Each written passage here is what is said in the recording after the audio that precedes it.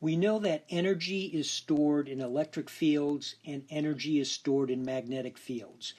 Earlier we found that the density of energy in an electric field is 1/2 epsilon times E squared, and the energy density in a magnetic field is 1/2 mu H squared. In an electromagnetic wave, we're going to have energy being propagated by both the electric and magnetic fields.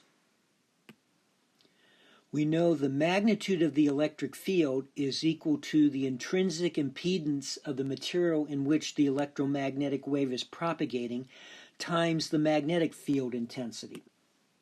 So we can rewrite the energy density in the electric field in terms of the magnetic field intensity and the intrinsic impedance of the material. And so we see that the energy density in the electric field is equal to the energy density in the magnetic field of a propagating electromagnetic wave. So the energy density in our electromagnetic wave is twice either of these terms. Let's substitute for one of these electric field intensity magnitudes the product of the intrinsic impedance of the medium in which the wave is propagating times the magnitude of the magnetic field intensity. The result is the energy density in our transverse electromagnetic wave is the product of the amplitudes of the electric and magnetic field intensities divided by the velocity with which they are propagating, which I'll call c here. Assume our transverse electromagnetic wave is propagating in the plus c direction and it's a uniform plane wave.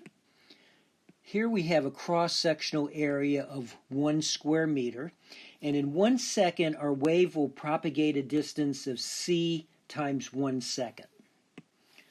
So all the energy in this volume will pass through our plane of observation in 1 second.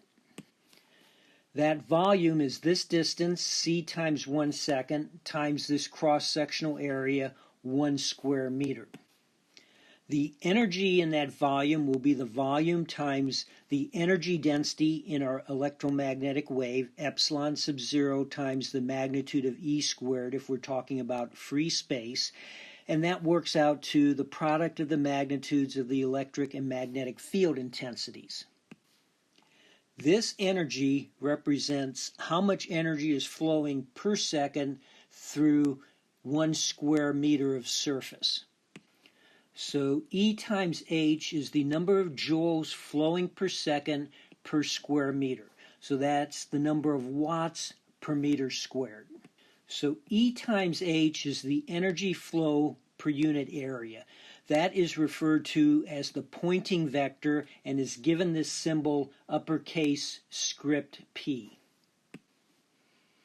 Oliver Heaviside and John Poynting independently derived this power flow equation. It's been named after Poynting, which is appropriate because it points in the direction of the flow of the power, the direction the electromagnetic wave is propagating. We derived the magnitude of the Poynting vector. We won't actually derive this vector form. Your textbook does it after the procedure that Oliver Heaviside used. You can look at that derivation if interested, but I don't think it adds to our understanding or mental representation of our power flow. John Poynting was actually one of Maxwell's students.